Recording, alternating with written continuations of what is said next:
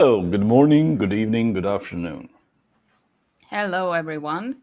Hi, Andy. Thank you for being with us today. Could you tell our audience, a bit about yourself? Hi, good morning, Edita and Darko. Hi, everybody. Good morning, good afternoon, and good evening, wherever you are. I am Andy. I have been an ESL educator for over 16 years, and I transitioned about like 2 years and a half ago when all this AI rumor started to buzz and, came like a giant wave into our lives. So let's say that I'm an early adopter of artificial intelligence, specifically in education. I also am an AI ethics advocate, and more recently, I am getting ready to become an AI governance officer. So yeah, that's who I am in a nutshell. Perfect. Thank you, Andy. You mentioned ethics immediately, which is one of those big words that people from humanities love hearing these days because of AI. Yeah. Why is that important? Well, when we talk about the adaptation of AI ethics or ethics in AI, um, if we understand ethics, just the meaning of the word, it's because it makes us better. It makes us build criteria. It because it helps us take better decisions. We are supposed to have a more balanced and happier life. So if we adopt all that those concepts into AI, and of course AI in education, it makes sense that if we want to make human centered, or put the human in the loop, or make human centered education systems or frameworks, AI and ethics make absolute sense and match. Not to mention, of course, AI governance. So they are two different parallels that they intertwine in the conversation. But of course, there are different approaches to ethics, right? And different cultural outlooks on it. And you mentioned frameworks already. We're kind of maybe even attacked by all the different frameworks these days. People maybe feel overwhelmed. How do you recognize that there's a framework for you? Where do you find guidance? And how do you apply it in the end? Well, before even talking about AI competency frameworks, it is interesting to maybe explore first why educators should adopt faster than later the idea of training in AI literacy. Because to understand an AI competency framework, like for example the ones that we have from UNESCO or the others that we can find depending on the countries where we live, it is important to understand, why does it matter for me as an educator? Is it important for the future of the education field, for my students? So if we answer, for example, the question of like frameworks and why you should care in the first place, is because following UNESCO's let's say framework, to use the word, they sort of like decided that it should be in acquire, deepen, and create in terms of thinking when it comes to AI literacy and AI frameworks. So in this case, why acquire? Because as educators, it is foundational that we understand how these systems, and specifically talking about generative AI, how they work, how they can interact in our teaching, how they can be part of it.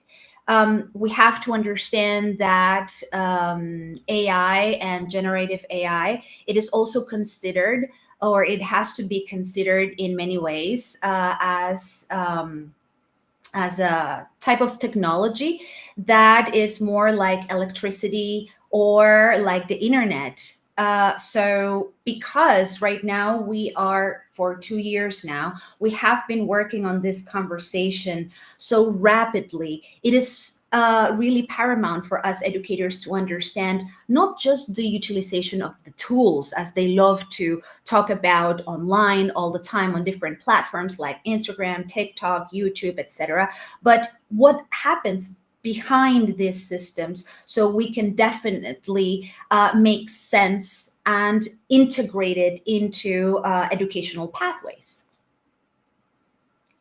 Yeah. And I need to say hello to our first visitor today. Hi, Katerina. But regarding what you said, from what I see today, there are just basically two camps with just having AI in some kind of a way. The ones that are embracing it completely, like, okay, everything is great, it will just do everything with AI, and the other ones that are just, this is pure evil, do not go near that AI. So, would you say that we need to have some guidance regarding how we use AI ethically, and the way we should actually either listen to it, not listen to it? I don't know if this is what you said, AI governance officer. Listen, In this way, do something about this? if I understand I think that you have like a different, this question that you're asking, if I understood it correctly, has different types of layers. Let's Yeah. start with the first thing that you're asking, related to, there are some educators that are either rejecting it completely, some that they are in their ways trying to figure how to work with artificial intelligence, and there are others that are completely oblivious. That is what you're saying? Yes. Okay, so let's get it from there. Artificial intelligence is, as I mentioned a little like earlier, it's becoming this general purpose technology. Like, as I said, like electricity or the internet. It has changed our lives completely. Not because this is something like we need just to add into the education system. It's because it's going to be embedded in all aspects of our lives. And because it is a general purpose technology, or it's becoming that, or it has already become that, we have to understand that this is not something that we can choose to avoid not understanding or learning about. Let's make it closer to the reality that we know, which is the internet. When the internet came in the 90s, there was this huge wave that is very similar to what we are living right now. And those early adopters, or those people that not necessarily thought that they had to have like a career change like I did, because in my specific case, from education and just being in a classroom as an educator, ESL educator, I decided to really get deep into understanding artificial intelligence and how it can affect my teaching, so I can be one of those transformational voices that can help out. I have always created, and that's why, for example, it goes with the mission of Skilling Future. We really believe in the fact that we as educators should walk one next to one another, rather than having just, like one person, one leader, and everybody at the back. That's not what we want. That's we want to create spaces where people can definitely have this open mic conversations, basically, like, what is it that I can do? So for those that are not interested or feel that artificial intelligence is not going to affect their lives, I politely invite them to think twice. Definitely, because one of those feelings of rejection comes from ignoring what you've got in front of you and not really understanding the power of artificial intelligence. Fear comes when you don't understand something. So it really happens that you have to be an open minder, to be an open mind person in order to absorb your reality. You can agree with it or not, but it is what it is, and it's not going away anytime soon, because there is an AI agenda. For those Yes, that okay, but I don't think that is that much about that they do not understand it. They do not want to understand it. I think it's more about they're frightened. Frightened. All the new technologies have also negative things behind them, like say X-rays. Dr. Röntgen actually had some illness because of being exposed to the X-rays too much, because at that time they didn't know, okay, you can use them but not too much, or perhaps Nobel, he tried to put something good in the world and realized it was really not that good. So this is we as humans start being afraid to some new things because perhaps we don't know what negatives come with them. Yes, exactly. And that's why I invite people to at least understand and read and educate themselves about it. That's what AI literacy is all about. You don't have to become an expert. You just have to learn the fundamentals, because as an educator, being the person who is in the classroom, that gives you an immense power. I believe, honestly, and this is why I am an educator, I don't believe that education or being a teacher is a job. It is really a mission that you've got, because you are really working with this set of individuals for regardless of the year in that they're studying. Let's say K-12, which is where Skilling Future specialize in, and for those that are maybe in higher education, the same idea. If you think about it, you are with this working with this set of people, and you're spending not only your knowledge, but also you're driving them and leading them to think further. You want them to become free thinkers and to adopt not only soft skills but hard skills, and understanding how generative AI works and the ethical consequences, as well as the legal consequences behind it, depending on the country that you're in. But they go, as I mentioned, they intertwine themselves. It is mandatory. In fact, for example, I am based in Europe. I believe that you guys are based in Europe too.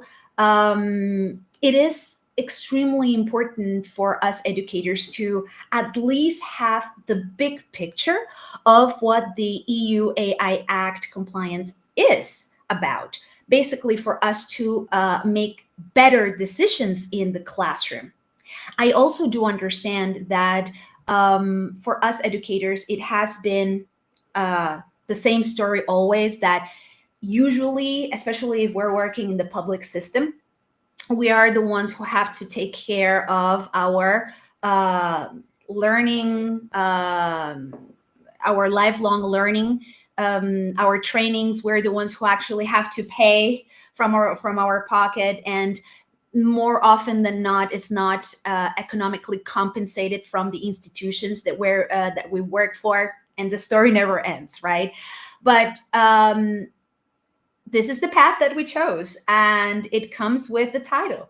And even though education and education systems have to be revisited, and this is one of the things that I believe it's so positive about artificial intelligence and bringing these conversations to the table, because it has made us revise so many things.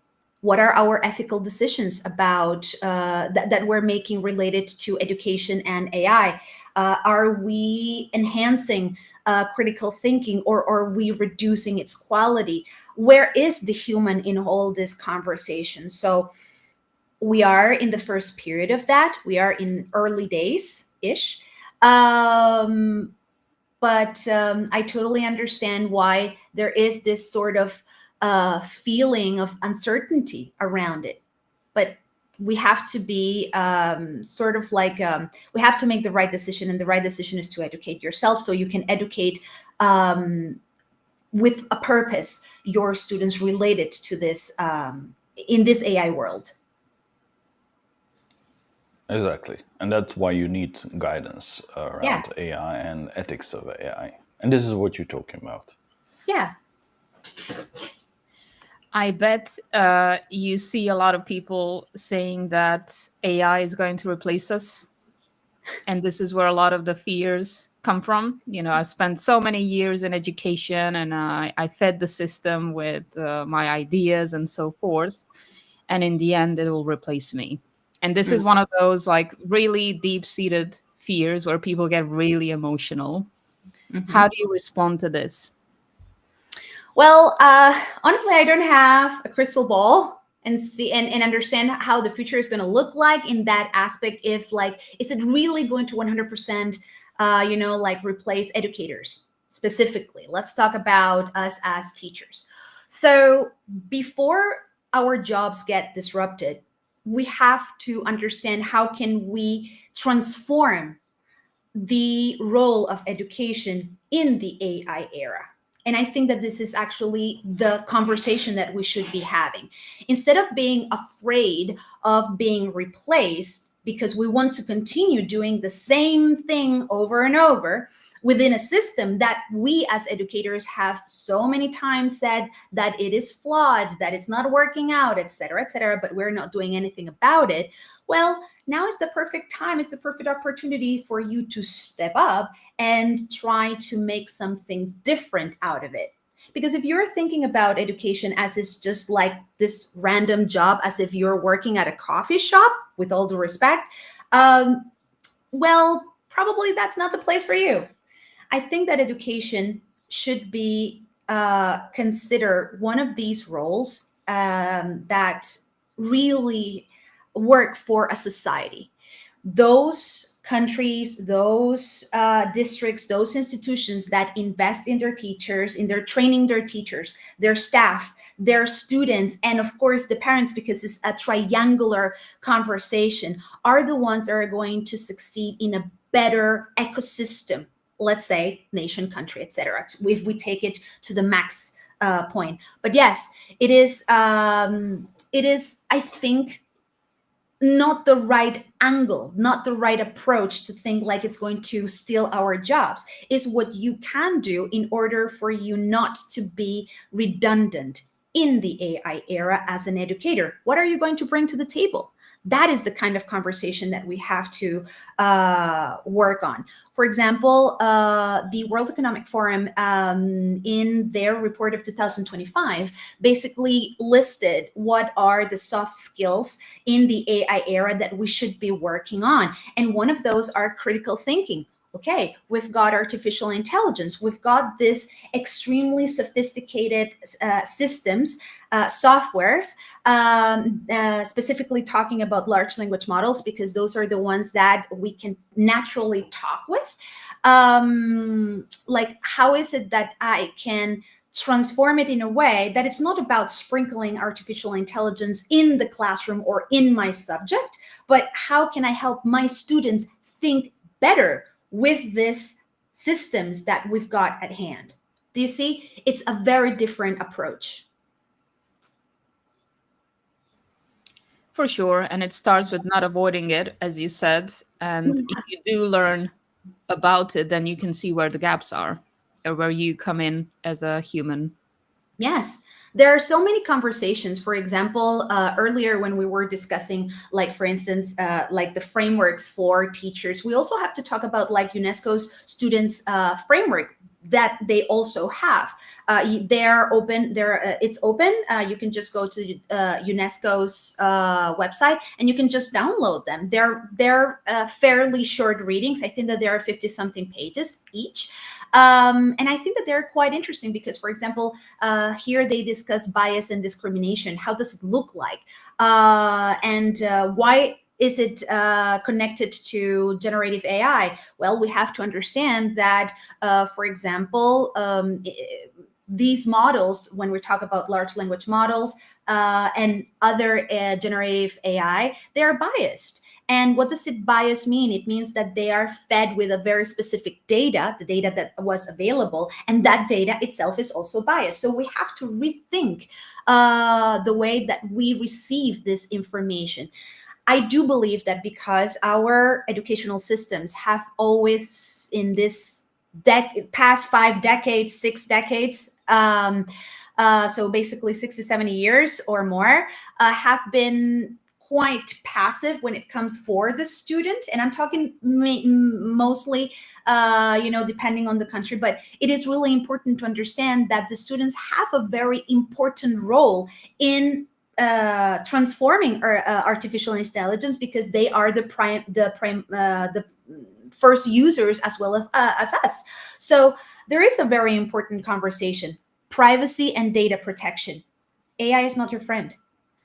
There are so many case scenarios where we have parents that are concerned, like, oh, is my son going or my daughter going to rely so much on artificial intelligence that they're going to alienate themselves and just, like, take what the AI says. That sort of conversations are the ones that we should be making. For this reason, AI, and of course, like the legal like consequences, which we understand as AI governance, have to go there. We have to be educated about it. Deepfakes, the conversation goes on and on. Yeah, and what happens if we have a question. Okay. Yes. Okay, Question I can from the read audience it before already. you go, Darko. Go. So, question from Rina. We could ask our student to critique articles and photos. For example, whether it was produced by AI, whether it contains misinformation, etc. I love this. Hi, Rina. How are you? Thanks for coming over. The thing is that I love this question or this remark, because, for example, I follow this person on Instagram, and she loves to play a game.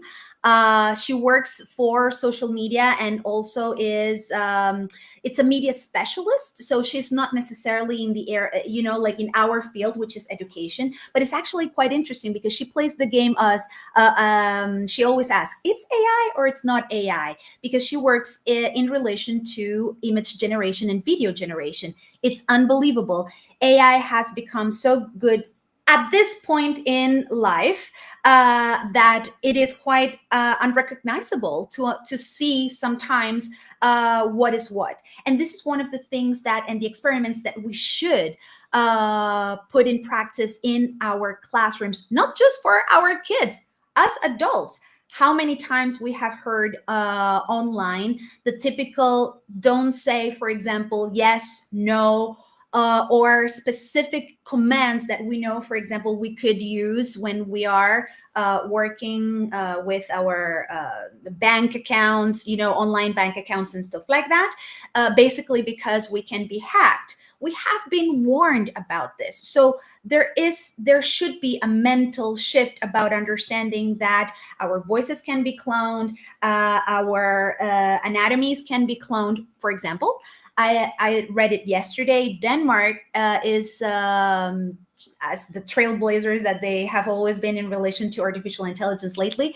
They have, and I'm paraphrasing, they have decided to give their population this is something that they're working on. They want to give the entire population, and they want to establish this as a law. So that person that is from Denmark can say they can have like IP. Yes, they can. Copyright on their body, image, and voice. I think that is amazing, because for some people might seem something obvious that we should have just by existing, but because of the AI era, this is something that we should reframe. For example, you as a photographer, Darko, you can say like, oh, I take a picture of Andy or Edita, and that is my copyright as an artist, right? But then you decided to put it on, like somewhere on Google, and it's like open, just publish the picture. But then somebody else come and decide to use my features or Editas. And because it was on Google and it was open, nothing happens, and decide to create an avatar with that, right? So what happens with my image? Do you see? So these are the things that law is trying to work out. And of course, other different legal frameworks. So this is actually really interesting. I'm learning a lot, really. The process has been intense, but so rewarding. Yeah, it's not that simple regarding how you can create just a public image from someone into deepfake. But what in Denmark they did, they added intellectual property to. They didn't add it yet. It's just they need to actually put it in the law, so it's not yet there. But to create it more easier for deepfakes to be removed from social media and from other public places, because it's really easy to remove some data or some content that is under copyright, Yes. and to have something to say to either social media or to some portal to say, okay, this is not me, it's deep fake. It's really hard to be done that way. So they are just making it easier to remove content that was AI generated. So this is just regarding the AI generated things. So yeah, they are actually ahead of everyone at the moment with this law. Yeah, but what I wanted to ask you, and what Rena had a really great segue into, was what if the students have much better knowledge of AI than us as educators? How should Probably. we handle that? Probably this is it could be a reality. I mean, for me it's a default to actually, I assume 100% that all my students are in one way or another using an LLM, or they're using some sort of AI, generative AI tool. For me it's given, but we have to educate them still, because remember that if we're thinking about kids that are in between their early teenage years and young adults, they're still not fully developed. I am not saying that we as adults are going to make more or better decisions at some point, but let's say that we have a much more formed criteria. And educators, at least from my point of view, I'm really hard on our profession, because I think that we should demand from from ourselves and from our colleagues excellence. And for me, because you are the leading voice in for that ecosystem, which is your classroom, right? So this said, if our students perhaps they know how to work with that tool a little bit better, well, your addition here is the human factor, what we have been discussing so much. Okay, let's understand, maybe we have to like give ourselves like a day or two to understand those tools that they are working on, and warn them, because a lot of the things that our younger students love to do is like they love to experiment, and they love to play online games, for example, and and they're extremely creative, which it's amazing. Nonetheless, it's important for us to warn them on all these dangers. For example, on Tuesday, I was vibe coding, and vibe coding basically is, to communicate with a very specific large language model that, in this particular case, is going to produce the code for you, so you can create, for example, apps, websites, games, etc. Right? Specifically, I was on Claude trying artifacts. And I made a video about that. You can go ahead and watch it. And the thing is that I created this specific app that it was mainly for the kids, but then also for the educator, to give them the tools, like, okay, what is this real life case scenario where you, for example, have a situation that somebody impersonates, for example, somebody that is your age. How do you handle it? Or what happens, for example, if you are using school property? Let's get there. What happens if you're using school property? Because sometimes you are not allowed to have internet, or like internet time, or your iPad or computer or laptop or whatever it is that you need at home. Okay, you're using school property, and you enter, for example, a platform like Roblox, okay, which is an online game platform that is, it has been determined like very dangerous and so on. So what do?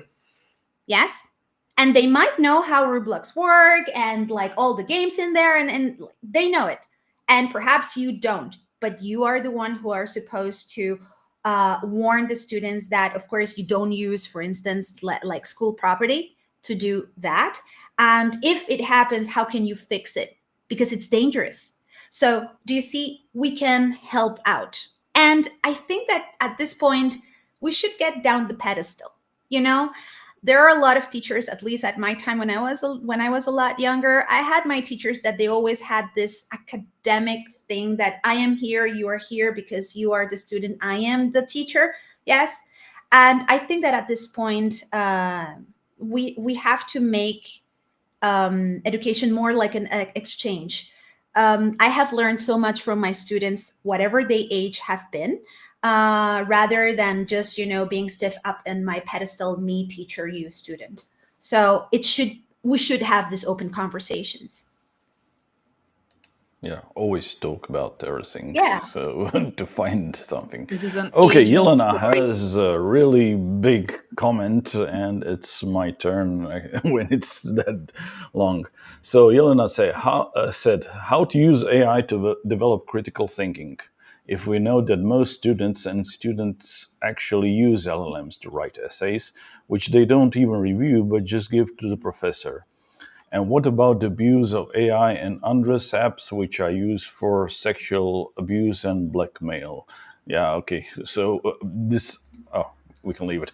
So we talk about this deep fakes, which is the second part of a question. We hope, at least I hope, that Denmark will go with it and it will be spread all over the world, because it will be much easier to address this deep fakes this way. But the first thing that Elena said, I'm sure you know about the recent MIT study that said that we are getting dumber if we use ChatGPT to write essays, because they put some students to write some essays with pen and paper, and with ChatGPT and basically with EEG scans, they saw that the students that were using ChatGPT weren't actually using their brain at all. There were far less activity, and they couldn't even remember what they wrote about. Okay. So how should we address this now? Again, two different questions in one. The second one, what about abuse of AI and apps and what else, and blackmail? I started sort of like addressing that part of the conversation earlier when we were talking about students and teachers' responsibilities and how is it that we should interact with them. But to go back to the critical thinking, I have also created a bot for that. Its name is Kiro. You can find it on, you can find it on our website, and you can also find it on ChatGPT, because it actually helps you have this deeper building up conversations with the app that actually helps you work this analysis part of this analytical part of the process when it comes to critical thinking. But in this case, to address, for example, like the study that MIT did, I have a very contrary opinion, because I actually did read the study. Even though I'm a slow reader, it took me like a couple of weeks to get there. I'm actually making a video about it because it has a lot to be unpacked. But here's how it is. Like, when we find people that feel that certain large language models make them dumber or make them less quick when it comes to our thinking process, perhaps it's not the large language model to blame, but our own approach with the AI. Let me elaborate on that. I personally believe, and not only personally, I strongly believe that large language models and artificial intelligence in general, they have been created, or they exist to really expand who we are as individuals. Basically, if you are a person that have some sort of form criteria, and you already are a person that believe in thinking processes and all that, you're going to become a lot better. And vice versa. If you are a student that just, I want this to be done, and write an essay and turn it in, and that's it. Well, we also, here it's where the ethical and like the revision of our values get into the conversation. So I do have to confess that at the beginning, when this was starting, I did a lot of cognitive, I had the feeling that my cognitive overload, I just dumped it, into the large language model. And for me was like, yes, okay. To quote, like Harry Potter movies, I am a Harry Potter fan. Do you remember when Dumbledore sort of used his wand to take out these ideas and just to put it in a whale of his memories? Well, if you have never watched it, just watch it. It's amazing. It's in the books. It's fine. But if you know, you know. And the thing is that for me, it helped. But then I noticed when I was relying too much on it. And here is where our skills can get eroded. And for example, in my case, because I am an educator and I can detect certain things in others and myself, the alarm in myself was like, whoa, you're not doing this as fast. You're not, you're staring at the blank page a little longer, or the outcome that is coming from the large language model is not what you want. So in this particular case, we have to train. We have to take a step back and train first our students to think. For this reason, we have to give them frameworks to understand how their thinking processes are, and how to be better problem solvers in order to have better conversations with the large language models. And when it comes to writing essays, writing is a very specific process that we humans approach very differently. So in this case, for example, when Julina was talking about just students, approaching and, the large language model, do my homework, here's the homework, teacher, that typical triangle that we fear so much. First, there is a problem of transparency of how the college, school, or teacher is having the conversation with their students, because we have to be transparent with our students into what is it exactly that I want you to do your job as a student. I mean, if you cross the line and you infringe these rules, well, there are going to be consequences. It's not just about I just use a large language model and there is nothing going to happen to me. It's not just about the thinking process. It's about the consequences behind it. I don't recommend, on the other hand, small parentheses, to use AI writing detectors. Those are useless and they're not GDPR compliant. So forget about those.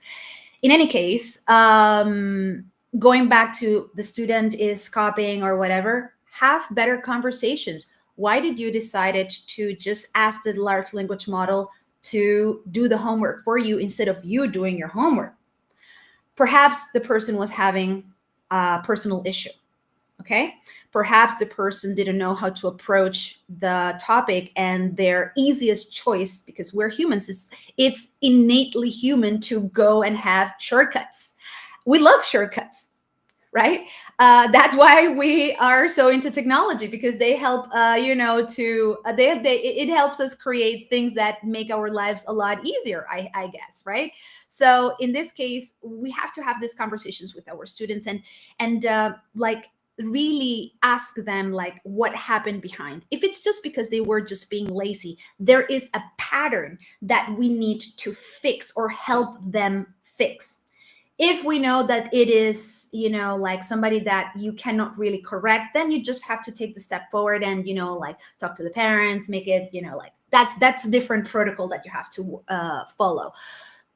But assessment is one of those things that also have evolved or should evolve about it. I'm gonna talk about it on the 25th in the Edu the 360 conference that we're gonna have. And it's going to be like really, really interesting. I invite you guys to come. It's going to be the 25th, 26th, and 27th.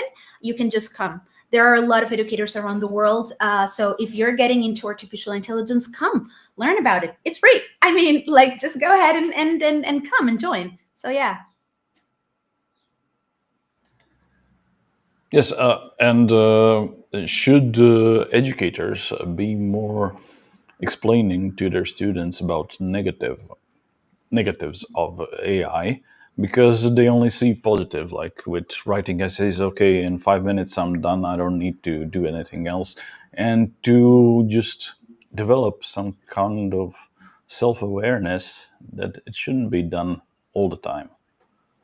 Well, our responsibilities, AI or no AI, is to warn our students about what's going on and to educate them, because that's our job, to educate this individual to exist in this society, right? Regardless of our focus of English, math, geography, whatever our focus is. We have to educate our students to live in this society. So now that we are talking about artificial intelligence, it is important to teach them that about like what are the consequences that they're going to face if they do A, B, or C, because they existing, for example, in an ecosystem like an institution or a school or whatever, it's not passive. You're not, like a little plant that just came out of nothing, like thin air. You have responsibilities as a person on this planet, and if you want to be part of the system, you have to learn how to live in it. So when it comes to artificial intelligence, it's not because we want to scare them, it's because we want to make them aware of it and to make them accountable. That is what it's important of the process. And also, it's not basically about being negative. It's because you are going to be educated, approaching, the realities, their reality, what is going to happen, for example, from here to 2030, where we right now, it's not like we are obliged as educators, to educate ourselves and our students, starting 2025, and then, to the years to come, to embed, artificial intelligence, or to understand it in a way that it doesn't just make us basic, fundamental understanding of it, but to really know how it works and how we can work with it. Absolutely. It's just a different way of spreading information, isn't it? And it's our responsibility to understand how it works, because we had it with the internet, we had it with, I don't know, the printing press, I guess. So this is just another way to practice what we preach as our values. Now, if somebody in the chat wants to start doing something new with AI and wants to start implementing it above this theoretical level, what would you suggest as some ideas? You mean like, for example, like creating something for a lesson plan? Well, all right. So that's why AI ethics and AI governance are so important for us educators. We have to understand that, for example, if you're in Europe or in other countries, it applies sort of like the same. You have to understand that the basics is that the EU AI Act has categorized AI in 5 different risk levels, right? So this goes, if you understand it, you will choose the tools correctly.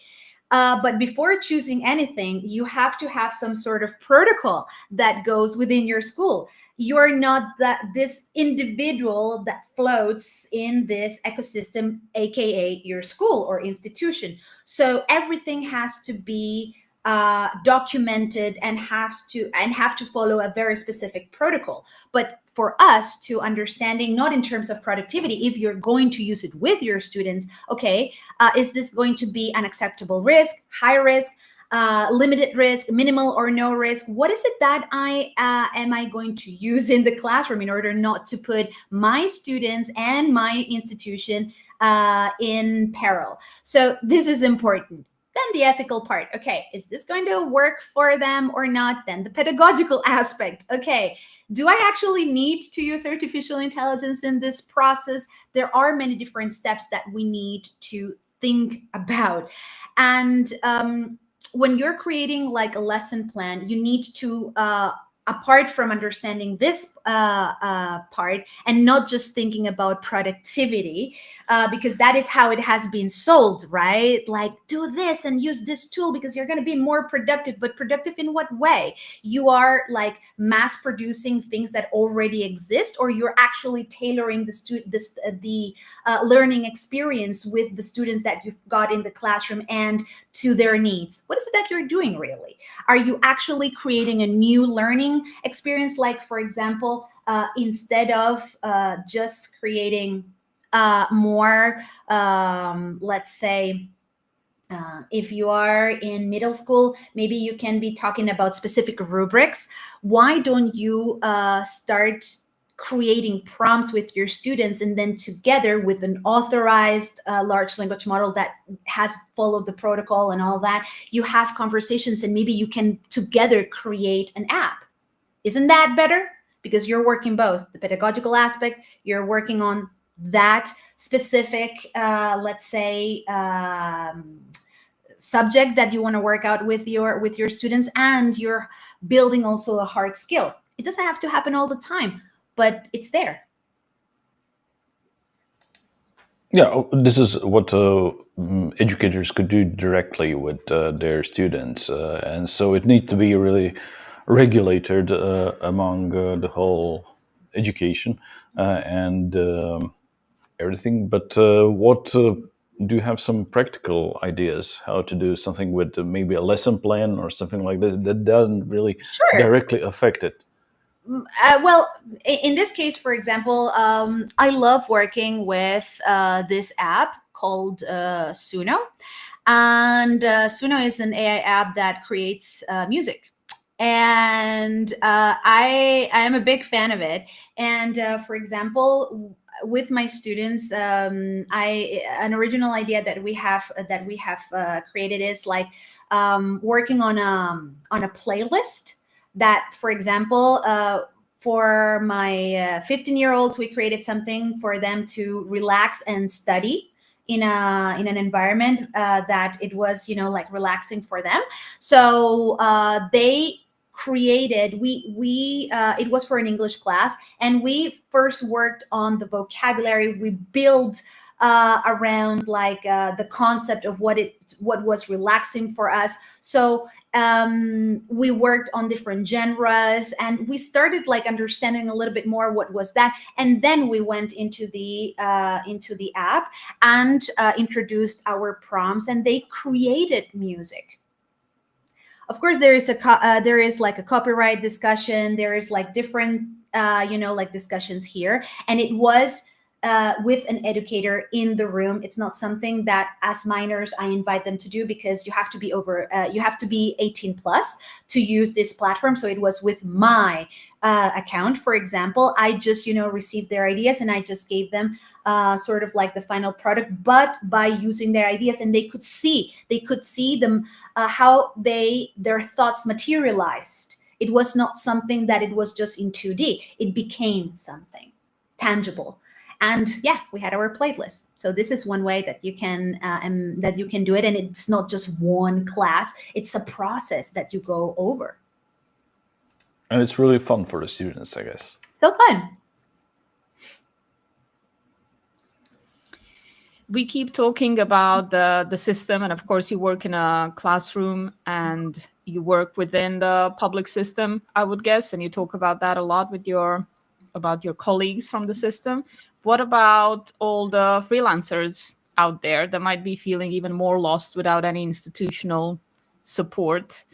What would you suggest to them? There's a lot of resources out there, and I Yeah. see a lot of interest. And I would say perhaps there's even a bit more optimism and more willingness to be creative because, there's more freedom, of course.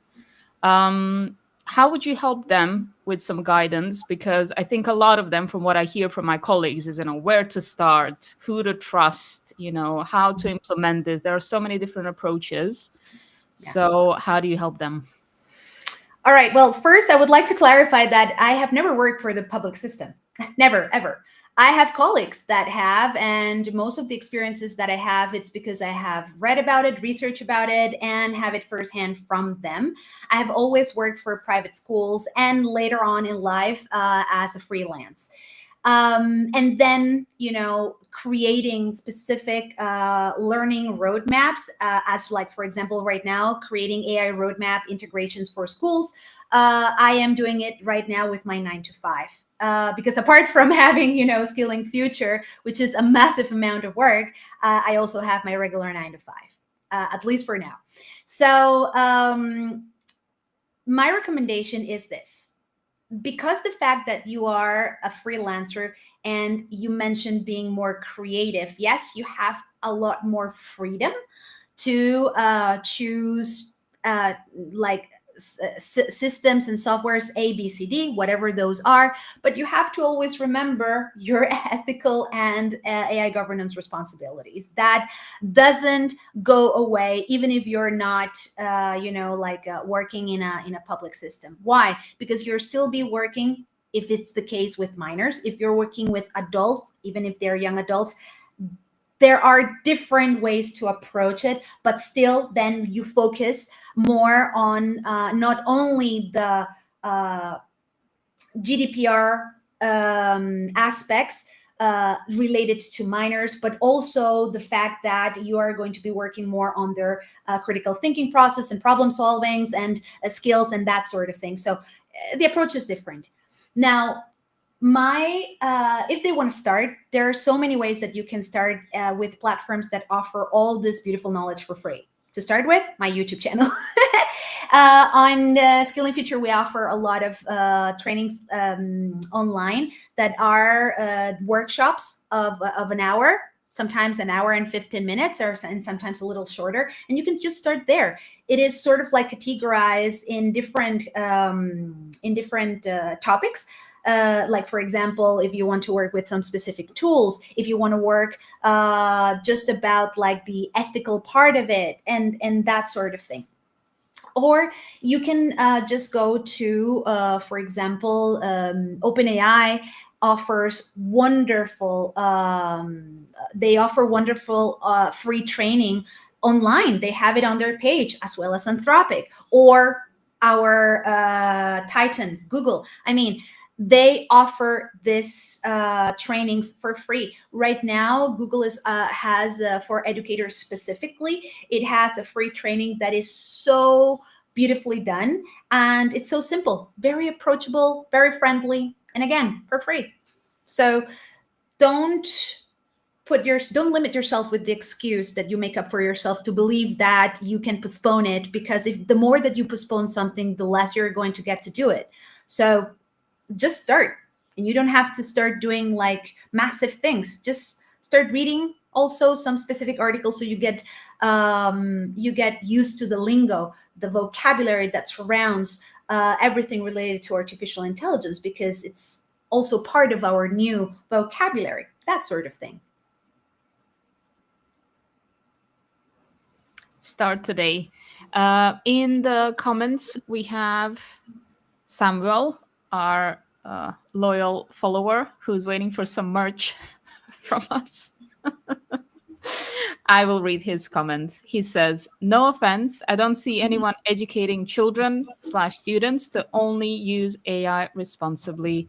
In fact, I think that's wishful thinking. It's a bit like telling your child to only use their smartphone/online time responsibly." there's a bit of pessimism going on there. How do you respond Well, to it? look, this is what I was mentioning before. Actually, I rather hang with pessimists than with positive, because when people are like with this hype about artificial intelligence, sometimes there is a tendency to overlook basically the blind spots. So I'd rather, have like to hang around with these people that they look like they're pessimists, but I think that that is actually a very honest opinion about like what he is perceiving in his environment, because that's what he is surrounded. That's what he is surrounded by. So in this particular case, when he uses the example of it's like wishful thinking, like telling your child to only use their smartphone online time responsibly. Well, we have to remember that we as parents and the adults in the room, we have a responsibility, as well as our kids, to have their responsibility as in a not probably in an equal manner, but different. Everybody has a role. So in this particular case, we have to understand something that it's actually quite transparent. We failed when the internet came in the 90s. I'm a 90s kid. When internet came in the 90s, it just was this general purpose, technology that came, and we just started to catch up and try to, do things as they came, right? We are now having a second opportunity to do things a lot better. And I do see this person's concern about educating our kids and the students related to artificial intelligence. There is work being done. Is it something that it's going to be noticeable right away? Definitely not, as most early implementation strategies. So we are definitely working on as an educator, and I would like to add myself to that, being part of the contribution. There is certainly a lot of work behind it. And our responsibilities as the adults in the rooms and the people that actually have this form criteria, it's literally guiding our kids to understand, like, if they utilize certain tools in a way that is their friend. Let's go back to that idea. If they try to use it as a therapist, that I have seen a trend going on, like, yes, use ChatGPT as your therapist and that sort of thing, that is dangerous. And we should warn them about it. We sometimes don't know when we are being manipulated by the large language model, because we are, but that is different. That is innately human, when we just want to listen what we want to listen, that sort of thing, you see? So yeah, we have to sort of like retrain ourselves, the adults, and learn what's going on. And when it comes to the kids, for at least the teenage batch that we've got right now, we have to guide them as well. And they're going to be experimenting the worst, let's say, quality of artificial intelligence that we have right now, because it is what we're having right now. We are in this trial, trying to learn from our mistakes moment. So I hope it gets better, but I do understand where it's coming from. But work is being done, and hopefully we have to understand that it's not just like the typical, the teacher has to educate and I'm only the parent, I am just supposed to feed my child and check that it doesn't die. So no, you just have to you have to take a lot more responsibility than that. It's a team effort. Yes, but as you said already, these LLMs are at least a bit biased, and they tend to hallucinate a bit. So, should perhaps there be some education, or at least talk of from educator to the parent to enforce some rules? No alone use of AI until certain age or something like this. Would this help?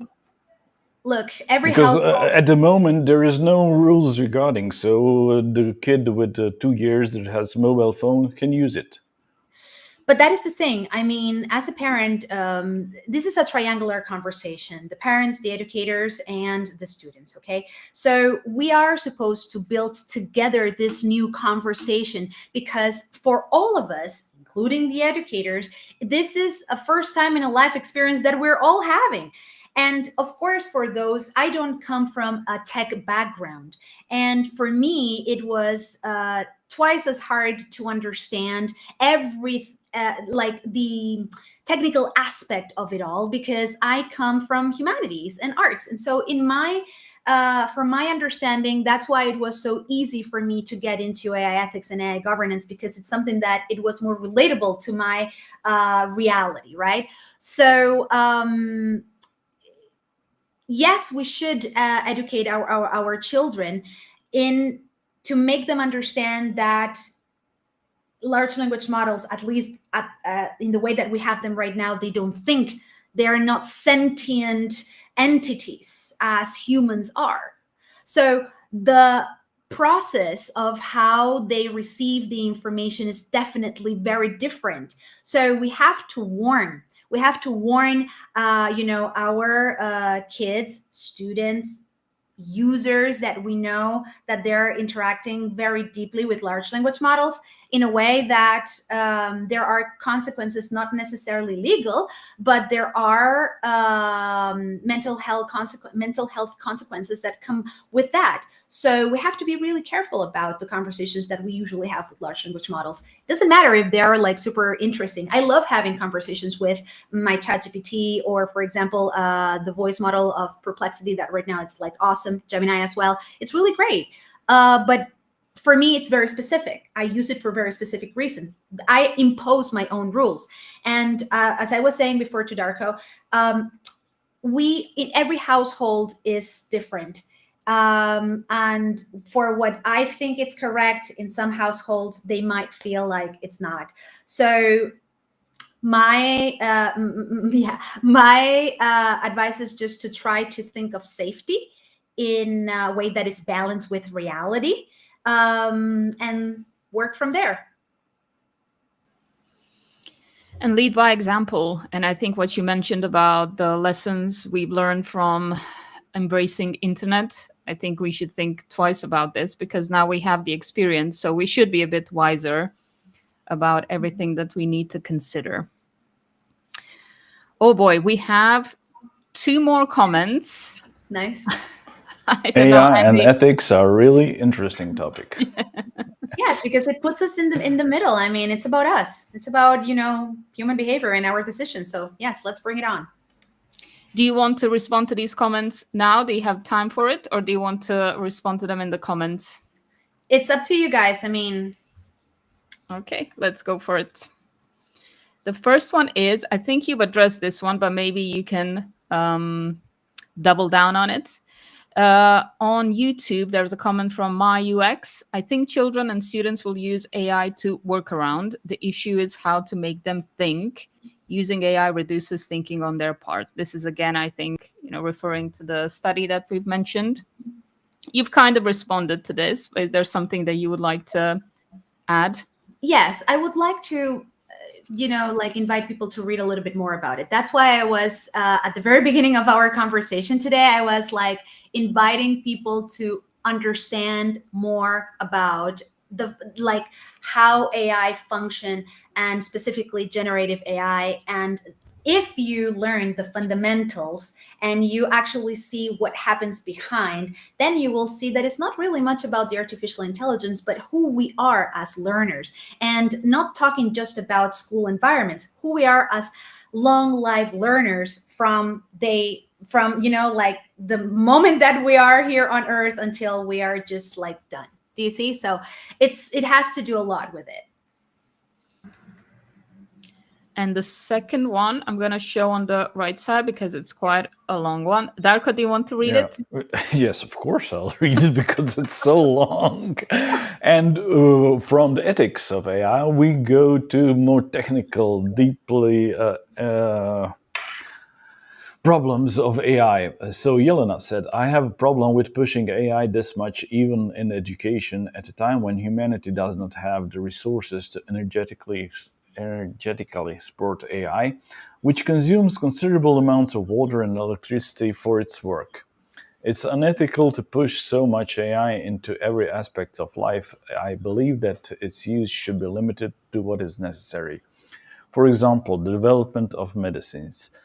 The leading American power grids said yesterday that they cannot meet the energy needs of AI.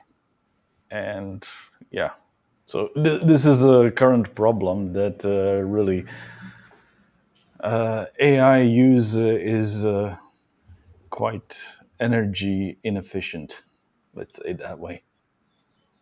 Yes, many technological things that we have in our reality since the internet has come into the rodeo are ecologically inefficient. Still, here they are.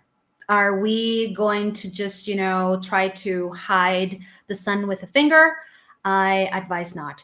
There, because I'm not a specialist in the environment, especially when it comes, about artificial intelligence. My recommendation, to Jelena is to maybe go to the World Economic Forum. They have written several research papers about it, and if reading papers perhaps is too long, maybe just do you want to have like a quick read about it. They've also addressed it with articles as well as UNESCO. And I'm mentioning this too because they are basically where the rest of us are taking most of the information. There are other institutions as well, but these are sort of like the cornerstones where they're like taking this information. So when it comes to addressing specifically the when it comes to the energy consumption, I would like you to invite to read that. When it's to answer the part about pushing AI this much, even in education, does not have resources. This is also a conversation that, for this reason, we as the users have to know and make it part of AI literacy. AI literacy is not understanding the ethical, the legal part, and how to use, like the hard skill part, which is, understanding how they work. It also goes with this. But if you think about it, we as people who interact and coexist in this society, we also should know better about how we interact with our environment. So everything is part of the conversation. Am I going to discourage people to stop using artificial intelligence? That is not the way. The way is to understand what models to use, what tools to use, and how we are using it in order to make it more eco-efficient, if that could be a thing.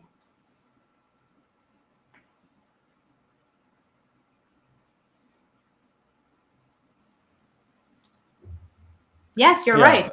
Yelena said that she already read those UNESCO and WEF papers and wrote about it. So okay. We will not go too deeply into this discussion. But it is. But I love the fact that she is concerned about the environment, because as far as we know, we just have this planet. To quote other people out there is no planet B, and I am deeply concerned as well. But that is the thing, and that's why I advocate for educating our users, students, parents, everybody that is utilizing artificial intelligence in a way that we can that we can become smarter users with it. Unfortunately, there is an agenda that is being pushed on us. And the only way to sort of like stop it, it's for us to really understand what it means, so we know what exactly is it that we can do with it. Exactly. There is no other way. We can't hide behind it. And being more efficient with it means being better to the environment as well, right? Yeah. So that's one way to handle it. Now, I want to thank you so much for your generous time and your patience with us. You responded to quite a few concerns that I think people will relate to in the future years as well. I remember our first conversation and how this kind of continues it. And I think it's very interesting to see it develop. Yes. Where can people find you if they have more questions, if they want to discuss more, and if they want to have a look at your other content? Well, they can find me at my LinkedIn page, literally, as you can see here under my name, Andy Lucchesi, or you can find more specifically when it comes to education, more for K-12 on our Scaling Future page. So you can find us there.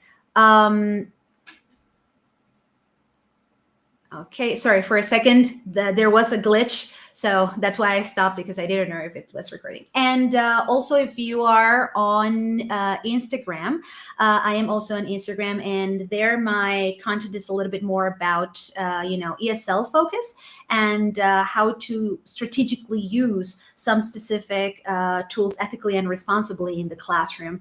So, and this goes, for the students and the educators. But I would like to have like a CTA here, a call to action. Right now at Scaling Future, we are we have our very first round table.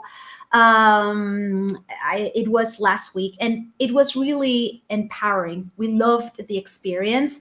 We were a little bit afraid about it because we didn't know how was that going to turn out.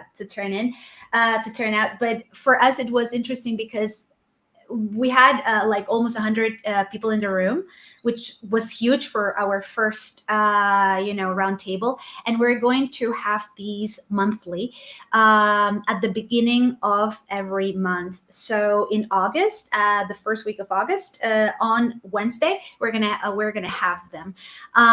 So stay tuned. We're gonna be spreading the word around our platforms. So yeah. We would appreciate if you come, even if you're an educator, a parent, or a decision maker in your school.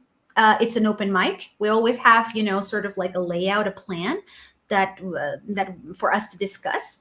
But it's an open mic. The idea is to hear you and not just us, just keep on the agenda, right? Is like just listening so we can make our conversations better. Great. And it's an online event, I guess, because yes, of thinking course. about how big of a run table it must be with 100 people and organize catering for it. Oh. Yes, absolutely. Yeah, no. Maybe one day it would be nice, to have sort of like a live, like in situ thing, like, for example, that it's currently going in Geneva right now, like AI for Good, that sort of thing. That would be awesome. But maybe one day, let's dream big. So for the next event, we should watch at the website and see when it's going to be. Yes, we're definitely going to announce it soon, next week, probably. And it really comes with, like gifts at the end. We usually send, the notes that we took during the session with our own input and, like reading material, sort of like analyze those notes so they come a lot more purposeful without making it a newsletter. It's sort of like for you to have it, just if there were some things that you want to develop. And I think that it's also really cool for networking. There are a lot of people that they were first comers. I mean, we always have regulars, but there were first comers that their questions were so brilliant. And I think that is the whole point, to get to know people and to understand their experiences with artificial intelligence within education, so we can all learn from each other.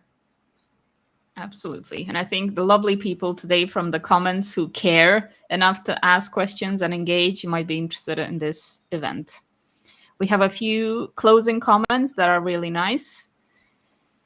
Ekaterina is saying, whenever used wisely, AI can help us think differently, have a much wider perspective. The point is to teach kids how to use it and with what purposes. Thank you very much, Andy, Edita, and Darko. Thank you. And Marva is saying, thank you for this. It's always a pleasure to listen to you, Andy. Thank you, Marva. I think that's a nice way to close. Thank you once again to everyone in the comments as well. Take care, people. Thank you. It was a great discussion. Thank you, Andy.